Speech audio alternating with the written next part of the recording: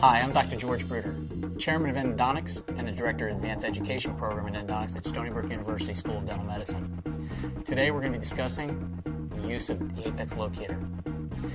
The Apex Locator, back in 1996, was shown to be 96% accurate by a research study done by Shabahang.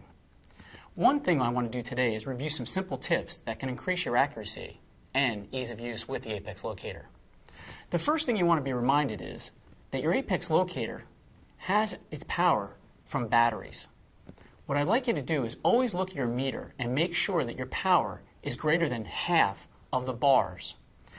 If your battery strength goes below halfway, the accuracy of your Apex Locator can be compromised.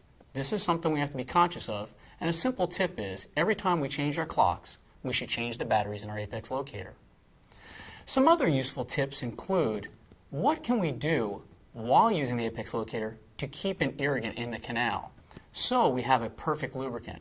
And there's nothing wrong with keeping an irrigant in the canal. However, remember, if you have a multi-rooted tooth, you do not want the chamber to be moist or filled. This could trick the Apex Locator into thinking that it's in more than one canal, especially in a multi-rooted tooth like a molar. Also, many of us have to be aware of the fact that the metal of the file can connect with large restorations and or crowns. One simple tip here is the ProLube ampule is plastic. When you cut that to remove your lubricant, don't throw it away. It's a conical piece of plastic that's hollow, and if you snip this, you can slide this over your hand file, and this can act as an insulator to prevent the metal of the file from contacting your restoration. This will increase your accuracy and get away from that annoying bouncing of your needle from the Apex Locator. Also keep in mind, you want to always use a file one file length longer than you're used to using when trying to determine your estimated working length when using your Apex Locator. If your estimated working length is 21 millimeters, advance a 21 millimeter file to that estimated working length, but prior to using the Apex Locator, use a 25 millimeter file.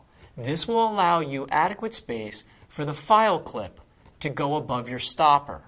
That way, you're not pushing the stopper down when determining this accurate working length from your reference point. Also, you're going to notice your Apex Locator, as you advance it apically, may go beyond your apical constriction. As mentioned before, I want you all to remember to remove that file by turning it counterclockwise back into the canal. This will allow you to advance it back to the working length without destroying the apical constriction. Also remember that the file clip that plugs into your probe wire is made of brass. That connector can oxidize over time. It's a simple trick and tip for all of you. Go to your local hardware store, get 000 steel wool used in finishing furniture.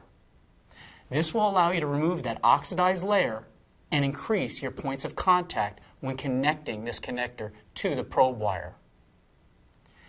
And last, remember, when you have the rubber dam on, it's a simple idea, but it's a trick that I hope you find very useful, and that is taking your file clip, extending it out, and clipping it onto the rubber dam itself during your treatment. That way, it's easily accessible the next time you need it during the case. I hope these tips are useful in your practice, and I look forward to sharing more in the future.